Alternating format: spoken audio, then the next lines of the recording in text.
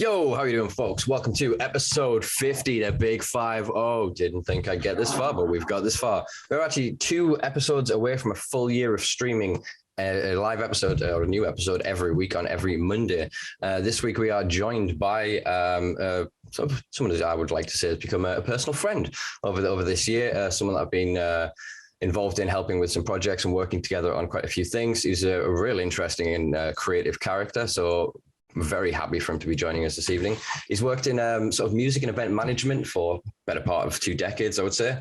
He's the current music specialist and resident DJ for the Formula E Racing. That is the electric Formula racing. Very interesting. If you haven't checked it out, we will include links below. He is the former head of events at Ministry of Sound.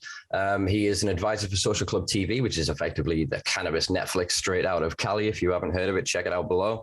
And he is now the manager, the founder and creative director of Beyond Green, which is it's a business that's putting on an event at a fringe festival at COP26 in Glasgow next month. That is a 3-day live music art event with guest speakers. It'll have the launch of Earth-Aid, low-THC cannabis market, aka Hemp, and plant-based solutions for a greener, cleaner, and healthier planet. He is Mr. Sam Cannon. How are you today, brother?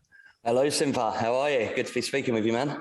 Likewise. I think I butchered that a bit. I'm a bit over-caffeinated this morning, but we'll calm into it. You actually sort of sit back and you sort of, very rarely sort of like look back and, I mean, obviously speaking about it a lot at the moment, but you look back and you sort of see the stuff that you've done. And it's actually quite nice hearing people read it out. You think, oh yeah, I've done a fair bit. It is. I recently sat down with my missus to redo my bio for a couple of websites I'm going to be writing for. And she just kept pulling out these things. And I went, oh yeah. It is really nice to kind of, be humbled by your own sense of achievement. Keeps you motivated. You've been on the front line for a long time, Simpa. And, I absolutely love listening to you talk. And at Product Earth, when you did your presentation, there were key individuals in that crowd. Matt Clifton, CEO of Product Earth, David Badcock from Drug Science, David Safianatham, obviously the stuff that he does, and people listening and laughing with you as you're laughing and nodding as you're saying something that's important and actually really is the truth, and it needs to be said. It needs to be said. So hats off to you, man, as well. I mean, as much as you sort of read my bio there, I bet we could be here for a good hour reading all the stuff that you've done. So good work. Shucks, thanks, man. Much appreciated. It's have a massive ego strike on each other on this call. Oh, mate, you're amazing. You're amazing. I'll have to put in the time code later when we actually get around to talking. About 45 minutes in, we stop complimenting each other. No, it's good. And I think that's one of the things that I think gives us a good, like I said, what I would like to think is good personal friendship, is that we have a certain respect and admiration for each other, but a certain realism about what it is that we want to achieve, and a tenacity that I think is going to help us both achieve our goals in life. And I think with that sort of being said, can you introduce our sort of listeners and the audience to how you got involved in, say, music, for example? Because that seems to be the best part of your life, as it were. You seem to have been involved in this for the majority of your life. Yeah, definitely. I mean, music's been around me for a long time. I was trying to remember what was the first ever album that I bought, and it was it was either Vanilla Ice or Bart Simpson. But then it was very quickly followed up with now that's what I call dance music, I think, in 1992. But I'm 41, so I grew up in the 90s, and rave was a big part of my life. Growing up, massively into the hardcore scene. Missed the back end of the 80s from being too young, but sort of mid 90s very quickly picked it up by going to Labyrinth in Dalston, which is in East London, which was an old hardcore club. And traveling around the world and going to Helter Skelters and Dreamscapes and Hardcore Heaven and going all of these different places. I've just actually noticed that you've phoned. I'm just wondering, I'm going to keep talking, but very, very shortly, I'm going to find out if you have gone completely. Are you there? Yeah, it's dropping sort of intermittently. The audio's sticking, the video's freezing slightly. Just for our listeners and audience, actually, Sam is joining us from a lobby in a hotel in Ibiza. He's kindly actually taken time out of a holiday to talk to you fine folks today. There we go. Yeah, exactly. And Ibiza has been a big part of my music career as well. So I mean, from in the 90s with the rave scene in the UK. I think it's 2000. I first came to Ibiza with a friend to work one of the summer seasons here, and I've been coming back ever since. And it was from the connections that I made here with a club from Liverpool called Garlands, which got voted in 2002 as the best club nights on the island, and we were putting those on in a bar that I was running on Sunset Strip called Kenya. They were a lot of very, very hedonistic parties. You can imagine in 2002, when it was still, Ibiza hadn't gone into the full sort of Uber VIP world. It was still very much, let's party in as long as we can for as hard as we can. They were mad. We did the Mad Hatter's Tea Party. We did some sort of, I can't remember what the name is, Pirates on Bora Bora Beach, and just have like 4,000 people running around dressed in pirates, climbing palm trees and doing all sorts of blather. I loved that scene. I was young. I was a promoter. It was fun. It was late nights.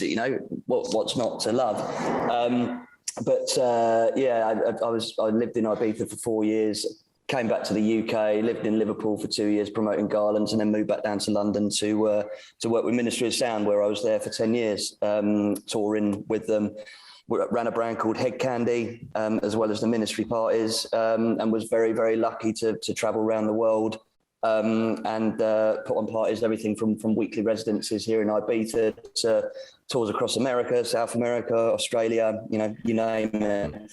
That's the music side, and I'm still very much in it. You mentioned Formula E before, but I don't know whether you want to say something about Formula E before I go into that. I suppose that is a question I've got further down in my notes, is just telling us about your general involvement with Formula E. Okay, cool. Are you still all right with the connection? The video keeps sort of glitching a bit, but I think that the software that I used to edit should hold together pretty well. Cool, because it looks, sorry listeners for listening to us chat about bandwidth, but I seem to be all right here with the connection, but you never know with Ibiza, unfortunately. Formula E, I was 10 years at Ministry of Sound, and Formula E came onto the horizon. They wanted a brand to run their after show parties. So I met with the organisers in their very early days in 2013, before they even had a car, before they even had a race city. And they want the Ministry of Sound to be the party that was the umbrella brand of these big festival style events after the racing. Unfortunately, it didn't quite work out with Ministry, but I stayed in contact with the organisers and the investors. Handed in my notice. It was time to leave Ministry anyway. It was like, I'd done 10 years there, man. There was only so much of that world that you can take, especially when you're then getting into your 30s, and you're just like, no, I can't. I've partied a lot in my life. Not that I've stopped partying, it was time to move, and I really liked them. They liked what I was doing, and I left Ministry to become their music specialist, technically like head of music, but I didn't want a full-time role. And then set everything up on the music side for them. So created their strategy, wrote the music for the TV broadcast, came up with my alter ego DJ persona called EJ, in the region of the championship for the duration of the last 7 years. In Saudi Arabia, for example, we were the first ever music event where men and women could dance next to each other for the first time ever. And that is, I didn't really realise the sort of impact that had. And a couple of years ago, beginning of this year, when a lady from Pakistan who deals with women's rights in Pakistan said, I heard about that concert. She said, you do know what you gave those people, don't you? And I was like, no, but I don't know what. She said, you gave them a taste of freedom. It was the first time that they could actually really enjoy with their friends, listen to the music that they love, and dance next to a man or a lady. It was insane. You're just like, wow, yeah, that's incredible. And and then you start to realize the reason that I'd really started working with Formula E and merging music and motorsport was to have positive impacts on the planet. And you start to realize, well, I like having impact. And that's what got me into cannabis, really. I mean, cannabis has played a major role in my life and has got me through difficult times without me actually even realize that I was using it for cannabis for medicinal purposes. For me, I got diagnosed with anxiety a long time ago. I tried antidepressants. I had counselling or psychiatrist. Psychiatrist was good, but there's only so many times you can look out the window when you're having a panic attack going, oh, the trees are green and the sky is blue, and I'd like to try and take your mind off it, right? But then looking at this in sort of looking at this fully for about the last 7 years and sort of studying the whole industry, that was about the same time that I started working with Formula E. And I think the two working together on Formula E focused on sustainability and environmental and humanitarian issues because of it being electric motorsport. And then me starting to look at cannabis and realizing that the cannabis world can actually have a positive impact on the planet as well. That's what started really getting me excited about the cannabis industry, man. Yeah, so I mean, obviously, people that don't know, I will include the link just to the general Formula E website below. It's quite an eclectic mix of engineers, of sort of future thinkers. It has, unfortunately, I think, or I feel from the surface level, it's got a lot of investment from sort of traditional industries that almost would be diametrically opposed to what they're trying to create. So it does feel like there is a good space there, but it can also, to me, feel like they're kind of missing certain parts of the point. If they're all then going to be using lithium batteries and all the lithium is then mined from using exploited children and it's owned by former gas companies, we kind of haven't got there. So is there anything going on within the industry, in the culture of Formula E to merge cannabis, as it were? Because we know about sort of supercapacitor batteries being produced from graphene, biofuels, for example. I know obviously that's not into the electric side of it, but there are other ways that cannabis can sort of be more intimately involved with motorsport. Yeah, and I've tried. I've tried my hardest, and I keep getting knocked back at the moment. I mean, I've spoken about it on my radio show. I've discussed it with the sustainability department. I've spoken to the director of events, who technically I report into, and there is. We need more science. We need more. We need more. Data. It's just like, no, you don't. No, you don't. The data is there. The science is there. This is proven to sequester carbon. BMW use it in their car panels. We can put the biofuel in the generators. We can power the planes that fly that fly the cars around everywhere. And with the right science, we can make the fucking battery. Let's look at this as a viable solution and as a viable option. Now, look, we know we get pushback, right? We get pushback in every direction, but what's starting to lift, and I think you'll know this, you'll see this as well, is the attitudes of the public are starting to change. And for me, that's really who we need to focus on. Change the public's perception on this plant, remove the stigma. Government will fall into line, because it will become an issue that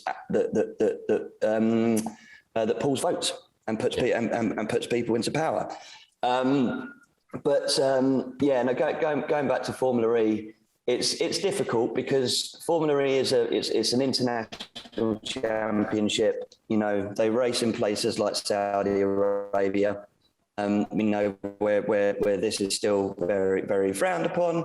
But I think that is all gonna, it's all gonna come. It's all gonna change. But it's it's not changing quick enough. You know, when you actually look at, you look at cannabis as a viable solution to combat climate change, produce sustainable materials, and actually benefit humans and animals from a health perspective. And we have we've got all the data to say we've got the science. This is being shown in numerous countries now.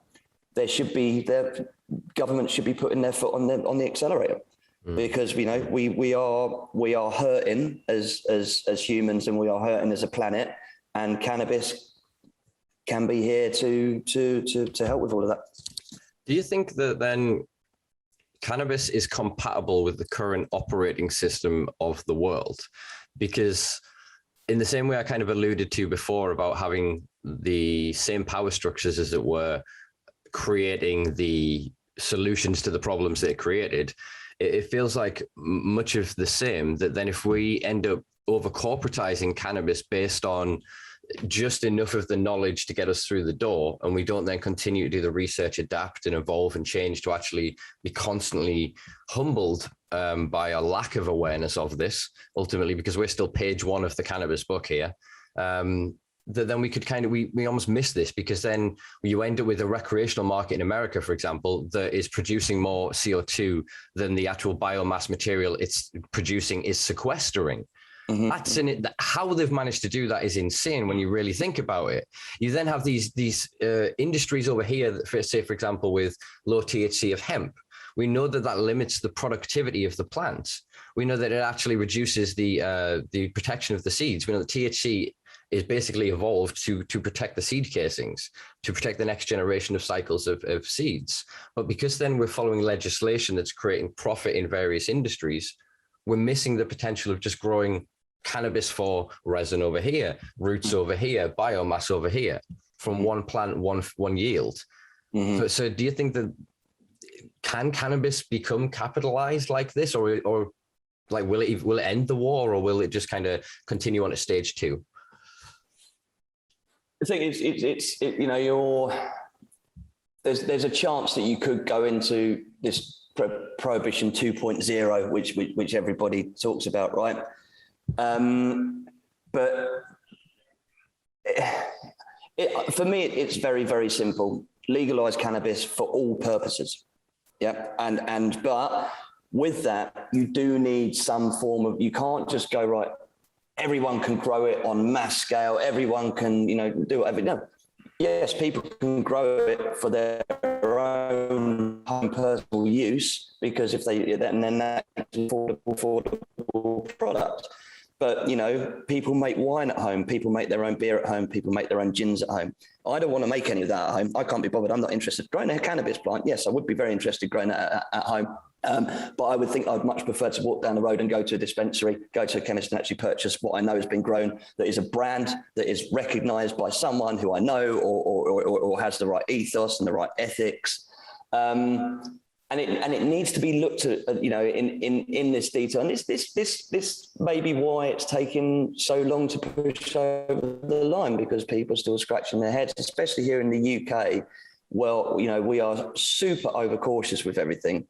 But it's hilarious how super overcautious we are, and yet we can roll out a vaccine in 18 months, but we can't.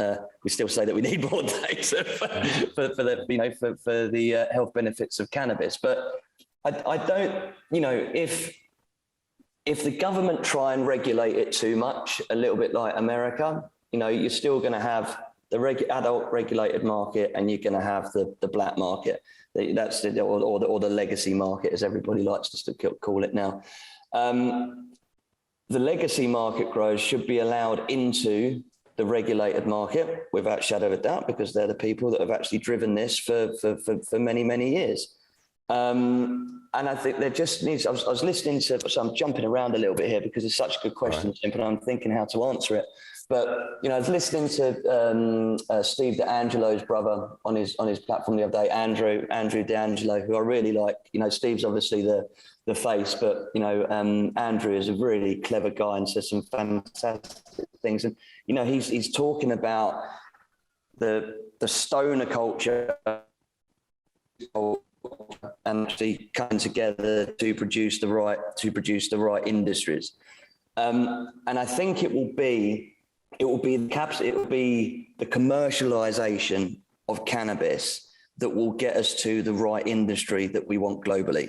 It will be the businesses that come up from the ground up, that, you know, the grassroots businesses that form between good relationships between city bankers, you know, big corporation owners, but the right people with the right attitude, meeting people like you and I who have grown up with this, who understand it. You know, a lot of these people, they're just coming into it in the last 2-3 years because they realize, oh, fuck me, there's a load of money to be made here.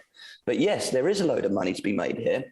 But if we set these companies up as the right companies from the get-go, for example, Social Enterprise International, Cliff Southcombe, amazing company, been running since the 90s. Cliff's an old hippie, activist, and 70 years old, sets up businesses around the world, shared wealth social enterprises.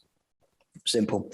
It's businesses that are based on ethics over profit, and the wealth is shared. Now, those businesses are being set up. Everything that I work on has that philosophy from the get-go, because if we get those foundations right, in 30 years' time, we won't have the issues that these other big corporations have, because they got set up on greed and, yeah, how much money we're going to make, and, yeah, male power, you know, sod the women, no, we're the men, we're not going to get. Everyone I work with at the moment is a woman. Apart from you, obviously. But well, I don't know what you do at the weekend. But you know, there's so many women involved in this industry. Speaking with the British Embassy over in Thailand, the departments of the British Embassy over in Thailand is all run by women, and I think women just have this absolute willingness to collaborate and just a lot better attitude on life. And there's not that sort of like male chauvinist, I'm the big boy, I'm going to where we've sort of, that's what has got us to where we are, I believe. Whereas, as I say, if we set up these companies with a shared wealth, social enterprise attitude, then the right companies are built, and, you know, we will have an incredible industry. But we've got to make sure that those companies are the ones that move forward and are successful. Yeah, no, I think that's. Does that answer your question? It does. It does. I kind of tried to not trick you necessarily a bit there, but kind of trap you into exactly what you did. Really thinking about giving an answer, and I think you give ultimately the answer I arrived to in my own sort of meditations on this, is that you cannot end a capitalist system currently. There are plenty of people that have been trying for it. There have been revolutionary wars, and there have been enough bloodshed and continued bloodshed against this as it stands. I believe that discourse, conversations, debating and respecting each other in conversation allows us to cultivate understanding and acceptance. And I think from that position, we can then realize that life isn't so binary, that it's not a case of it has to be this or this, it has to be that or that. We can have a spectrum of reality, and we can operate within that. And I think that a unified approach needs to be created, in that there will be big boys, there will be monoliths, the Starbucks, McDonald's and Budweiser of cannabis. And people will want to purchase those brands for whatever reasons, whether they get bought in by the advertising and the feelings around what that brand is selling, or whether it is the fact that they really enjoy the product and they like the standardization and the ubiquitous availability of it, that they can buy it in anywhere in the world. But what I want to see is that spectrum of access and of products and of people represented within the industry.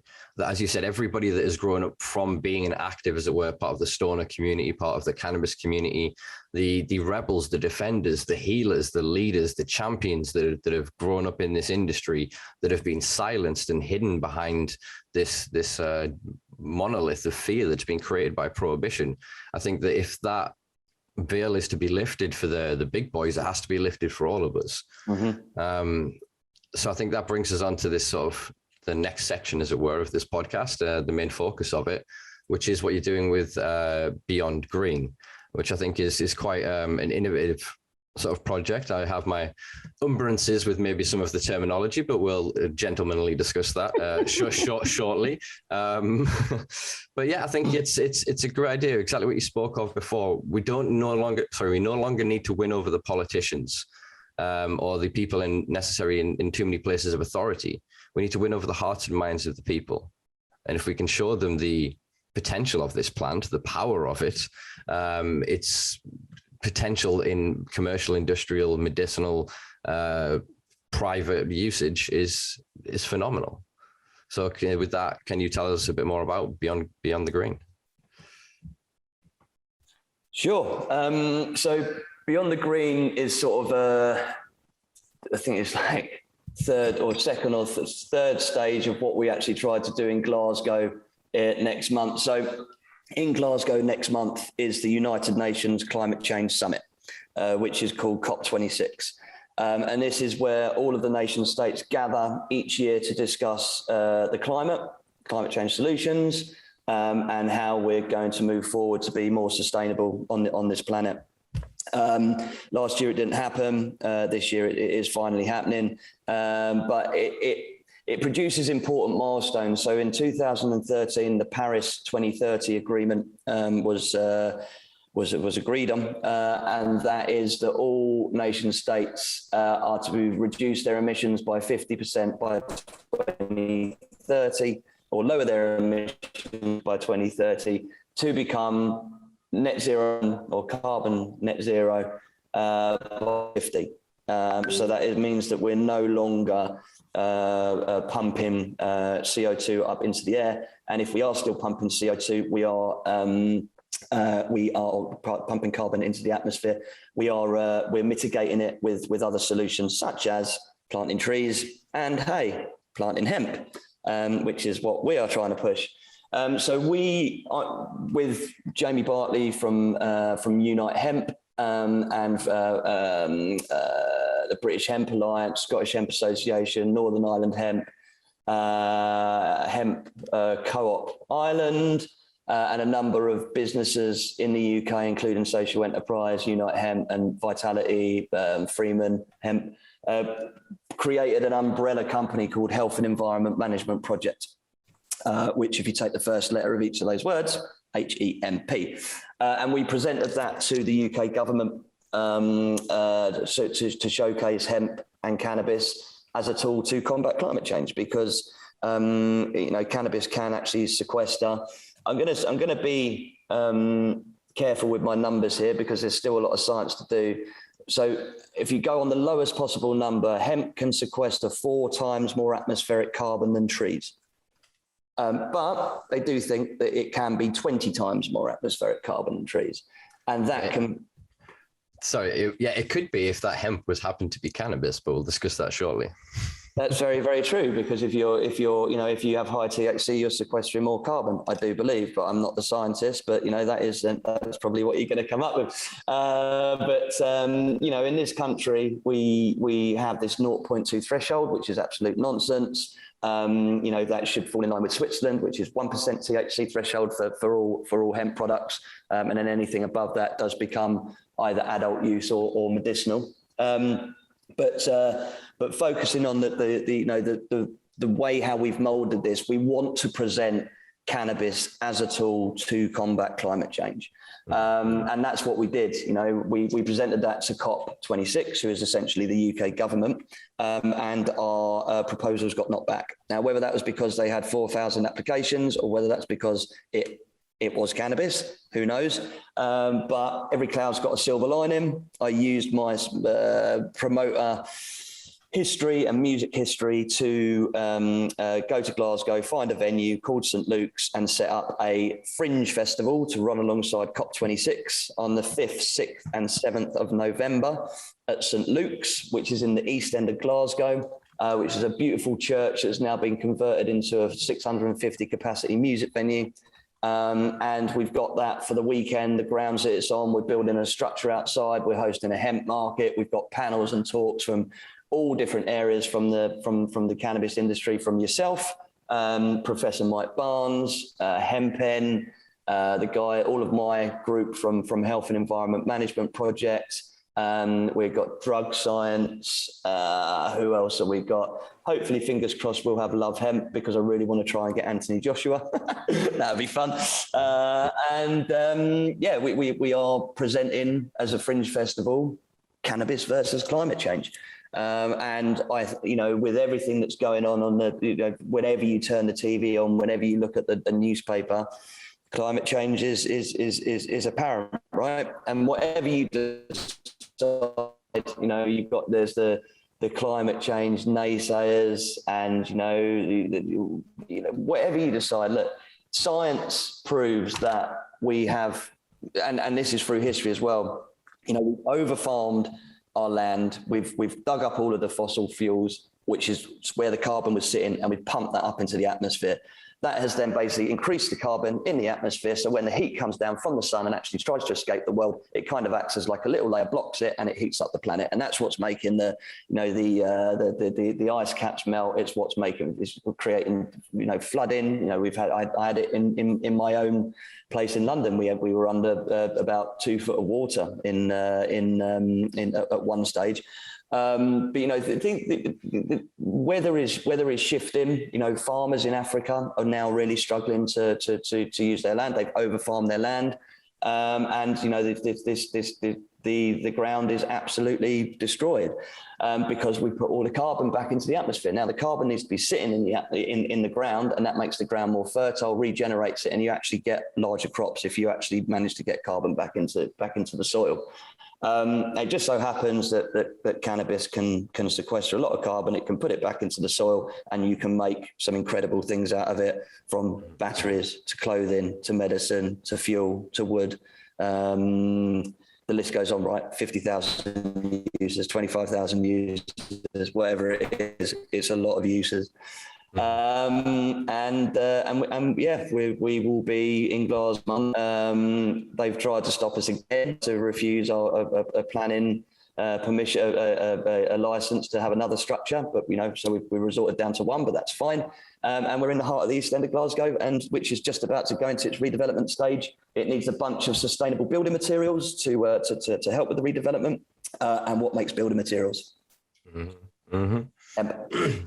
Whatever you want to call it. Yeah, well, it's interesting. There is 9 blocks this big of concrete, I call it, of concrete. The bigger blocks of these. I've acquired an old friend's shop desk, and that's only half of it. So my kitchen is currently full. So I'm currently trying to figure out how to transform this desk area. Soon will be made of cannabis, because I'm very interested in doing my work surrounded by a ton of weed. But yeah. You're calling it concrete, are you? Concrete, because also Hempcrete is actually a brand name. Yeah. So there's a company called Hempcrete. So it's the same thing as like jacuzzis and hot tubs, or hoovers and vacuum cleaners.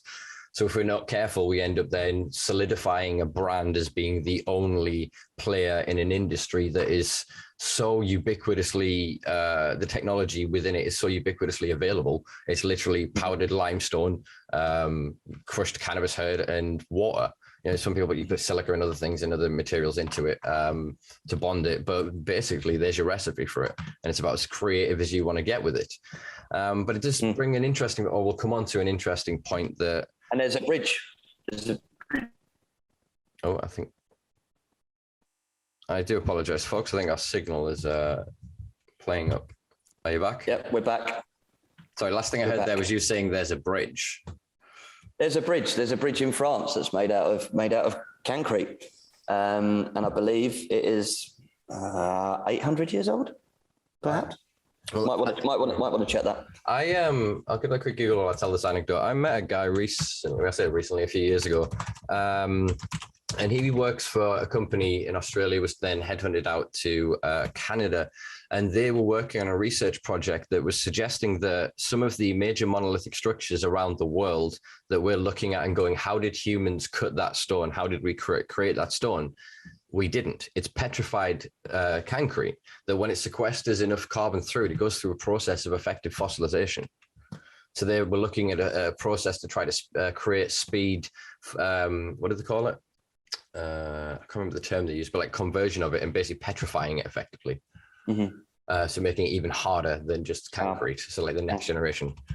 They're actually now mixing actual concrete with hemp as a binder, and they're doing that over in the States somewhere, and or in, I think it's actually, they're using the technology in Haiti, and that is for hurricane-proof buildings because this stuff becomes so solid.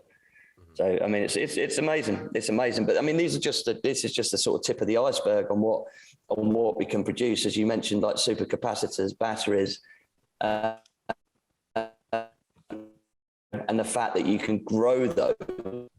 And I read an interesting this morning that one of my friends from the World Cannabis Foundation sent me about a group from, I want to say Austria or Switzerland or something like that, that are presenting strains to give to Branson, Musk and Bezos to take up to space to start growing on Mars. There you go, cannabis on Mars. Man, see, that is emblematic of what I'm worried about in this. A handful of elites getting to go and play around and do whatever they want with cannabis, while billions of people on this planet are criminalized, restricted, and stigmatized for trying to do the same damn thing. But do you not think, though, Simpa, and it pisses me off as well, mate, right? But do you not think things like that help to normalize this? So people start going, what? They're taking weed out to space. What's going on there? Justin Bieber, he's just done a partnership with Palms over in America with Scooter Braun, his manager, talking in Vogue about his mental health and how cannabis helps his mental health, and sings about it in one of his latest songs, Peaches. I get my weed from California. And the profits do go to them, the Last Prisoner Project, which again, yeah. So I get that there are benefits to that, but my issue is that what that does is that normalizes their narrative.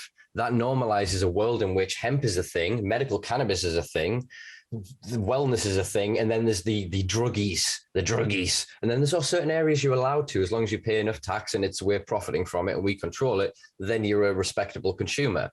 And I think that what I'm advocating for, and what a lot of the older sort of activists and advocates that kind of disappeared are trying to come back and trying to organize for, is a movement of acceptance. That, okay, right, if you're suddenly going to go and play off with your new narrative, you have to accept ours. You have to acknowledge that we exist, and the entirety of the knowledge base and experience that you have today has come from the criminalization and persecution of generation after generation of consumer.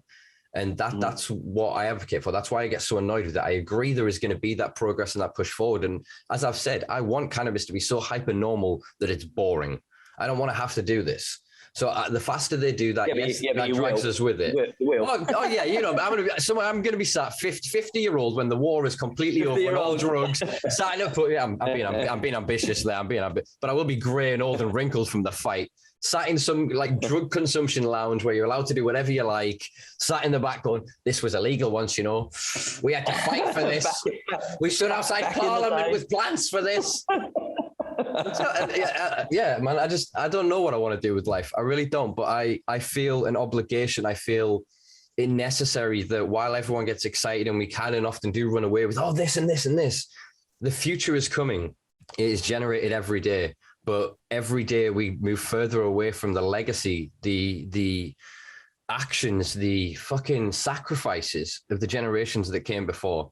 I, as an activist, can sit on this platform and talk shit and be downloaded in countries around the world and have the platform that I have because others went to prison for having a weed leaf on their t-shirt, because others got beaten for smoking a joint and standing up for the first rallies.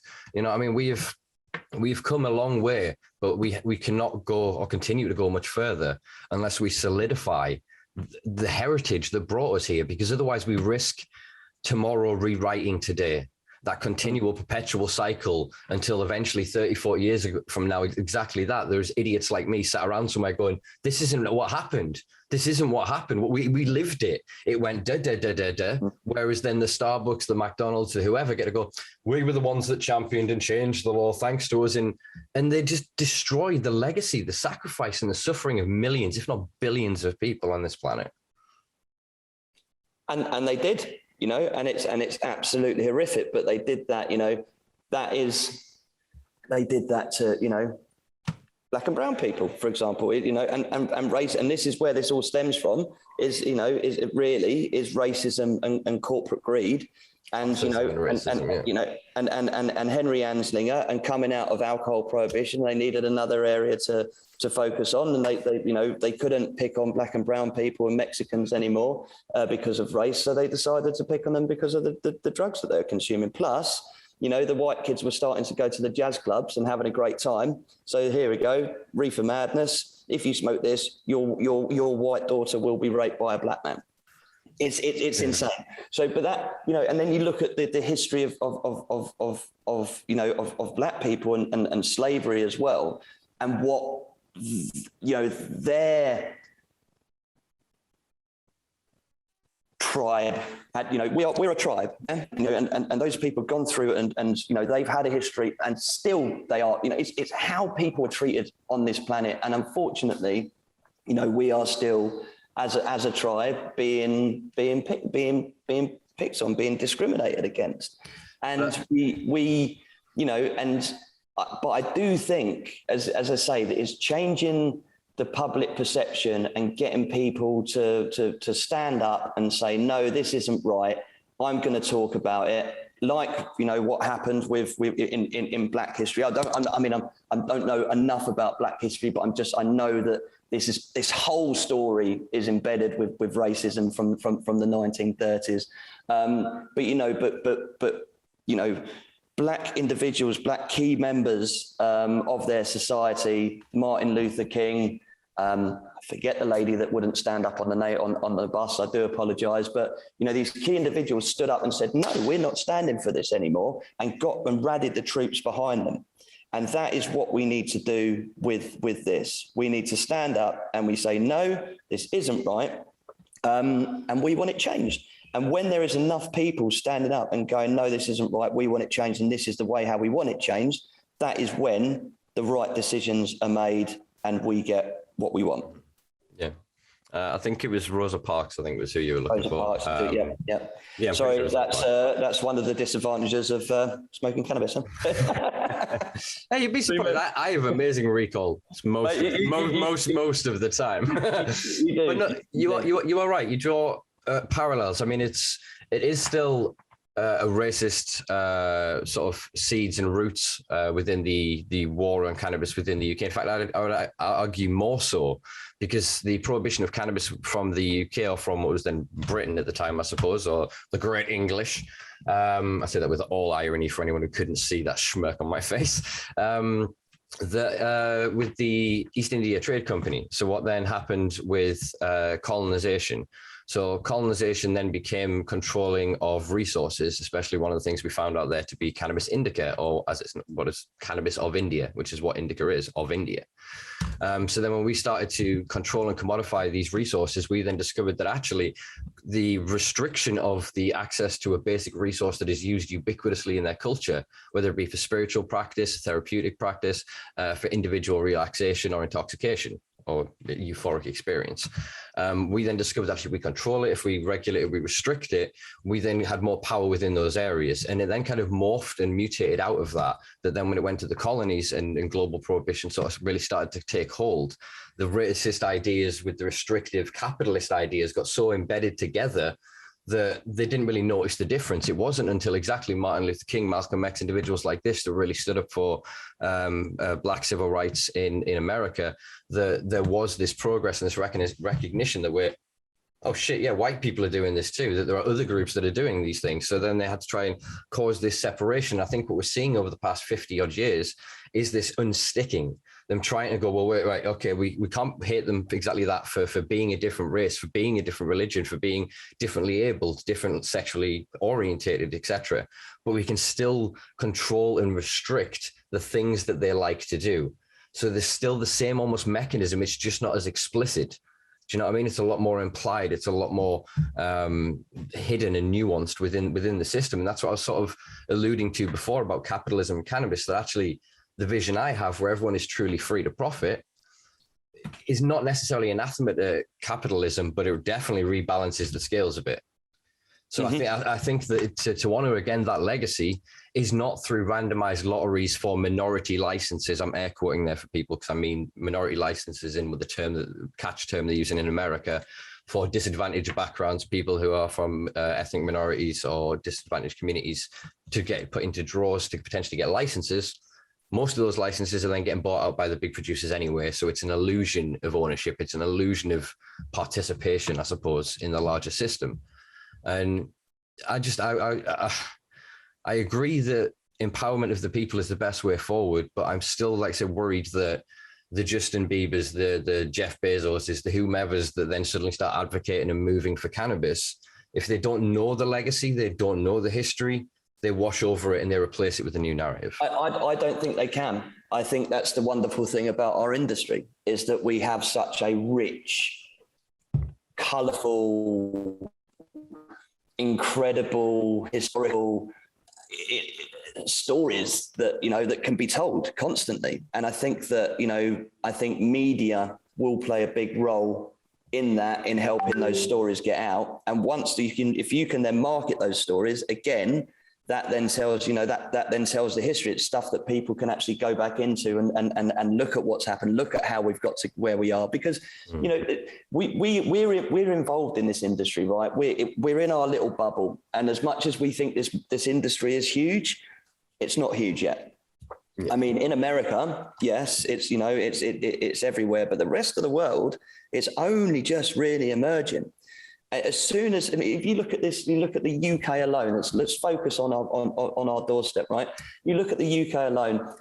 The amount of people that I speak to, and and I say I've got a, you know, and you made me laugh when we were at Paradise Gardens. You were like, oh no, I'm not smoking any of that dirty medical cannabis. But you know, I can get 30 grams of medical cannabis from Project 2021 for 150 quid. I can get 30 grams of medical cannabis for medicinal purposes. From Access Canna and Tim Henley, and it's great weed. It's from Australia. It's lovely. It's 14% THC, 1% CBD. I know that because it says it on the label. But I ran out the other day. I've run out now, to be honest. That's why I'm a little bit darting all over the place. I can't wait to go to the social club up the road to go and get some, to be honest. I'm sitting there looking at you, getting very jealous of you. You know. But when I buy it from my friend, you know, I get it in a packet, and yeah, it might say have a Skittles logo on it, and it comes out. And I mean, this is the other thing: the legacy market, you know, black market in the UK. We got an incredible market. We got an incredible scene here in the UK. You know, you go to some of these festivals, and you see what is on offer and the branding that is out there. We exist. We are an industry, but you know, but we're being held back. But that industry should not be held back. That industry is who the UK is. And this is why I think, you know, the US, as much as the US are huge players in this, we've got the stories, we've got the people, we've got the brands here in the UK. We do look to the US market for, you know, as you know, they're you know, however many years ahead of us. But we in the UK, we've got an incredible industry, and it's there ready to be flipped. You know, all of those brands that are there, that exist, all of these UK growers, if they want to become legit, I'm not trying to pigeonhole anybody into anything like this, but if you want to grow weed, you should have to have a license. If you want to grow high THC, you should. It's a license to grow. Should it not be a license to sell? Maybe a license to sell, but you know, but you should have to register your product. So, like anything that is on the shelf in the supermarket, you know, whatever governing body decides to be the governing body. I mean, Cannabis Industry Council, for example, incredible group of individuals. Real mismatch. Are they going to, as the regulatory body, I'd like to maybe the regulatory body or subgroup from that, will they then become the people that then, you know, tick boxes and to go and test people's weed to make sure that it's whatever percentage THC that they're saying it is, whatever percentage CBD, that it hasn't got heavy metals in it, that it hasn't got pesticides, it's grown organically, blah, blah, blah, blah, blah. You need to have that. That is just, you know, that's standard for any industry. So any business that, you know, any legacy old grower that wants to become legal and be able to sell it on a supermarket shelf, that those regulations need to be put in. Now, yeah, that's standard. I want to see everybody growing. I want to be able to grow at home myself and not have to worry about someone coming knocking down the door. Right. But I want to have products on the shelf as well. And I want my friends who grow to have their products on the shelf. So how do we get, but that comes with the commercialization, some form of capitalization, but the capitalization, as I say, is when you focus on social enterprise, shared wealth models, so that you know that it's an honest company. It gets that tick of approval. It's doing good for the planet. It's giving back for the planet. It's climate positive. It's not polluting. And people know that they get a good product when they buy it. Yeah, so I mean, you raised some good points there, and so that's what I alluded to before about this wider spectrum. That there has to be this spectrum. I mean, I think it needs to fall into. I actually discussed this with Oliver Mamon on his radio show. That commercial sales and if you are producing a product that then you are selling to somebody that you are risking somebody else's exposure to, it should then have to go through that tick box exercise. It should then have to be in some way, not necessarily standardized, but the process of packaging, of storage, and of testing should be standardized. This is something I really appreciated when traveling through Oregon in America. The pop tops that you received with the flower from most of the dispensaries came with the list of what was used in cultivation. So it would say the brand of the rhizo, it would say the botanical teas or whatever sort of nutrients was used in the product. So you can make an informed decision. Because if we say you're only allowed to grow organic cannabis, you then create an entire legal framework around just organic weed. You then mean that all the people that produce it, that still want to access it, create an illegal market to then sell that. Whereas I truly believe that if you create a vast, wide cannabis industry that includes every single potential application, and then some are just more restrictive than others. So at the minute, because of certain legislations, you've now got Delta 8, Delta 10, and various other isomers and technically non-naturally occurring cannabinoid compounds being sold freely across the United States because they fall into hemp legislation, because they're biosynthesized from the bulk CBD that was created during the first wave of the green rush. So we're not seeing the products lead through innovation and through demand within the consumers. We're seeing products being created to skirt around legislation. So if the industry is just responding to the legislation rather than driving creation of legislation that actually creates a body and an industry that everybody can participate in. I think that's exactly where the CIC could potentially fit in, the Cannabis Industry Council, in that they are trying to gather everybody from all sides to gain knowledge, to standardize terminology and to standardize approach so that in a unified way, everybody is represented in a legal fashion within this industry, that there are no exclusions.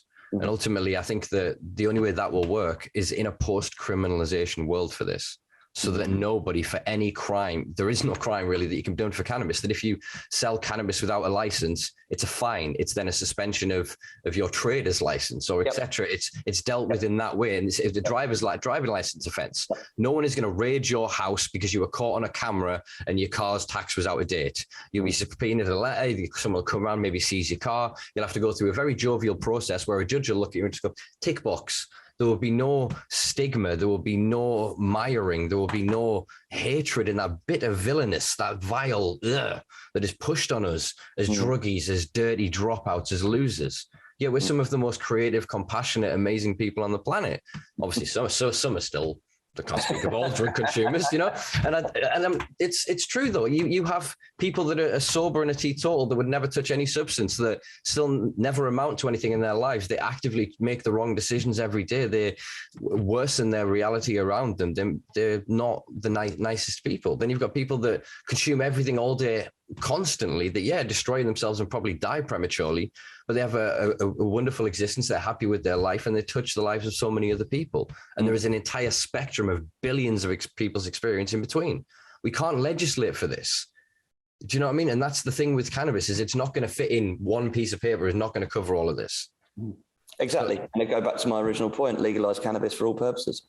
Yeah, I would then still fall back onto, technically you can't legalize something that isn't illegal, because cannabis isn't legal. All we're doing is then ending criminalization of it. But again, this is where language falls apart, Sam, and this has been my problem the past few years, because I felt like I was talking Chinese to people that were speaking English, and they couldn't understand it for a long time. Now I've understood where I'm going wrong, and I'm trying to explain what's sort of going down, and it's frustrating on every level to all of us, because it then falls on the fallibility of the English language.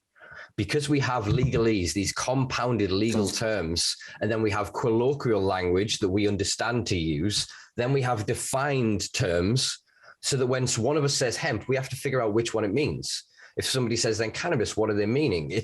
There's different definitions for different things depending on which facet of the industry you're in or who you're talking to.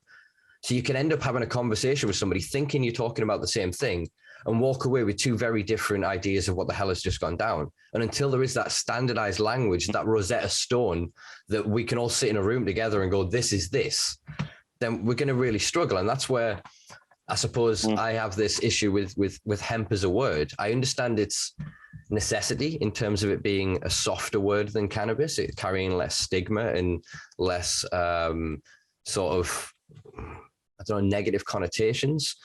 But then it feels that it creates a false dichotomy, which is something obviously I spoke of at Product Earth, that every time we say hemp can do this, we're saying that cannabis can't do that.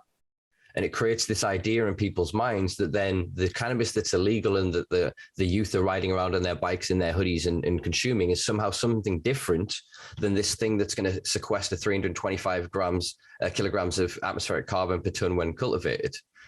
It creates these two different ideas. This is the same issue I have with medical cannabis and cannabis, because I'm smoking homegrown organic cannabis, yet I'm using it for therapeutic benefit. I could go and get prescribed it and then call it medical cannabis. But the only difference there is I'd be legally protected when dealing with the police. In the same way that Cancrete doesn't care what cannabinoids are in it. It doesn't care if it was grown to have high THC. But ironically, if it did, the productivity for the plant, I've been trying to find the paper this morning and couldn't, but it's somewhere in the region of 20 to 25% increase in production of biomass. You then, because you've got better protection of the next generation of seeds, you actually then fortify and create stronger genetics moving forward. So we can then have more diverse lineage of chemovars and cultivars of cannabis if we allow hemp, I hate this sentence, hemp and cannabis to become hybridized. If we remove the arbitrary cap of THC and utilize it for what it is, and then take off the resins at one end, you've then still got the entire biomass, which is air quotes hemp. So we can have the best of both worlds rather than growing two crops. Simpa, this is why I like listening to you talk, because I agree with a lot of the stuff you say. We'll always have an incredible conversation between you and I, because we've got such respect for each other. But it's topics there to be talked of, and it's interesting now. Sort of, I'm working with a lot of countries in Africa, and this is all associated, going back to the sort of like the whole COP26 story and Beyond the Green. How can this industry also have mass positive impacts on developing nations? And there's a lot of countries in Africa now: Malawi, Lesotho, Mozambique, Uganda, all of who are looking at these crops, hemp and industrial hemp and cannabis, for adult use, recreational use, medicinal, whatever you choose to say, whatever way that you want to consume higher THC cannabis, as a chance to rebuild their communities, and create not only products that will help the people in their countries, but also then give them something to trade with. Now, what I have found out is that there's certain key large cannabis companies that are going into these countries and sticking to the norm of what has been happening for many, many decades, centuries, of keeping these countries poor to generate revenue. These farmers then they grow the crop, it gets processed on one level and it gets shipped out, and they don't see it gets sold for pennies, and they do not see any reward. And I go back again to shared wealth social enterprise. If you build those companies, and if you build the companies with the right ethics, the right attitudes from the get-go, we can have impact on those countries. And that, for me, that's what gets me up in the morning, is knowing that not only we've got an incredible industry and it's emerging, but let's see how we can implement the 17 Sustainable Development Goals from the United Nations into this industry that is going to tackle zero hunger, no poverty, life above land, good health and well-being, all the 17 Sustainable Goals, and the 18th, which has been written by Melinda Wolf, I'm working with, called Future of Humanity. or future for humanity, sorry. And this is one of the most important ones to remember, future for humanity. We are all one living on this planet. You know, we all need to respect our fellow man, and we need to change the way how we have been living, because we fucked it. And I've got two kids. I've got two kids with my girlfriend here on holiday. Very, very different holiday than what I'm used to when I used to come to Ibiza. I'd probably be up at this. I'd be up at this time on a Sunday morning, and I wouldn't have gone to bed. But I've had my breakfast. I've had a nice spicy tomato juice with a cheeky shot of vodka, I might add. And I'm going to go and play with my kids in the swimming pool, and we're going to have a lovely time. But you know what is going to happen when my kids grow up and they're my age? Happen when they've got children, if we continue the route that we're going down. And this is what I think the cannabis industry can do. The cannabis industry can have mass positive impacts on this planet very, very quickly, from a health and wellbeing point of view, but also from an environmental point of view. But the only way how we're going to do that is if governments pull their socks up and decriminalize, re-legalize cannabis around the world. And I'm hoping that we will get that message across at COP26, at Beyond the Green. We've also partnered with UMA, who represent a certain brand called Earth Aid, which is the original organisers of Live Aid from the 80s. And I don't know, everyone who's a little bit younger, very famous concert in the 80s that had, you know, positive impact. But, you know, was it the right positive impact? It made a message, and it was a great thing to do. But again, it just delivered aid to certain countries. You know, these, you know, if you give a man a fish, give a man teach him how to fish. That saying, you know, let's go into these countries. Let's teach. You know, the whole of civilization was built on agriculture. Let's focus on agriculture. Let's get the carbon from the atmosphere back into the ground. Let's allow these farmers to grow what they need to grow. Let's allow them to support their communities, and let's try and rebalance this planet. You know, let's try and rebalance each other. Let's try and help every single individual that we possibly can. And I'm hoping that's going to be achievable, or at least we can make some noise about it on the 5th, 6th and 7th of November at St. Luke's in Glasgow with Beyond the Green. Yeah. Excellent, brother. Excellent. I mean, yeah, I'll throw in, I suppose, my summation, and I'll let you get back to your holiday. Yeah, I think that you're right. I do worry about the idea of saying the partial sentence of that we should go and teach. I think that there's something in the region of Strain Hunters, and one of their documentaries said there's 2-point-something million people around the world that directly rely on cannabis cultivation, but they, as you say, they cultivate it and it's worth but nothing in their region because of the economics and the logistics of it. What we can help do is facilitate supply chains that, as you said, through social enterprise, through shared profit ventures, through CICs, etc., that we can empower and re-enrich communities that were impoverished through globalization. We're now starting to recognize that actually cannabis is the ultimate crop to relocalize and rejuvenate local areas and environments, that we can have direct impact through this ultimate resource. You know, again, I'll quote Trev Coleman here of saying that cannabis is the ultimate capitalist resource with a socialist agenda. That is that the more they capitalize with this, the further it is spread to generate profit, the more awareness that comes with it, and the more the intrinsic nature of the plant liberates us from the struggles and the restrictions of the previous systems that have already been.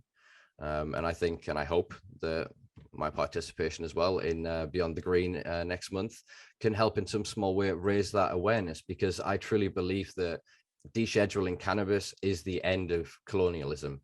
It is the empowerment of and enrichment of each area in the world, that each government, each state can choose to then cultivate this crop that gives them everything they could need: fuels, food, shelter, clothing, medicines, an intoxicant that doesn't rely on a poison. You know, it's an amazing potential future that we have, if only we can get that message out there. So I doth my cap to you, brother. And we will, Simpa. Yeah, so yeah, I doth my proverbial cap to you, and with much respect. Sorry, I think we're out of sync here. We were doing so well. We were doing so well with the reception. Damn it. Well, we're just about over anyway. But yeah, I don't doubt. You're saying that we will. I'm saying that I hope, and somewhere between that is the efforts and the energy that we'll put into this, brother.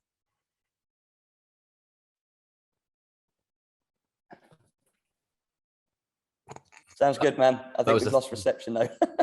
God damn it. I love technology. Well, Sam, enjoy your trip in Ibiza. There we go. Thank you very much, Simpa. We just keep talking over each other now. But I think it's catching up with it. But look, I'm going to say goodbye. I'm going to say thank you. I can't wait for you to be up at Beyond the Green next month. We're going to have fun doing it, and we're going to have, we are going to make some noise. So I'm going to sign out, and I'm going to let you. They can let you say goodbye.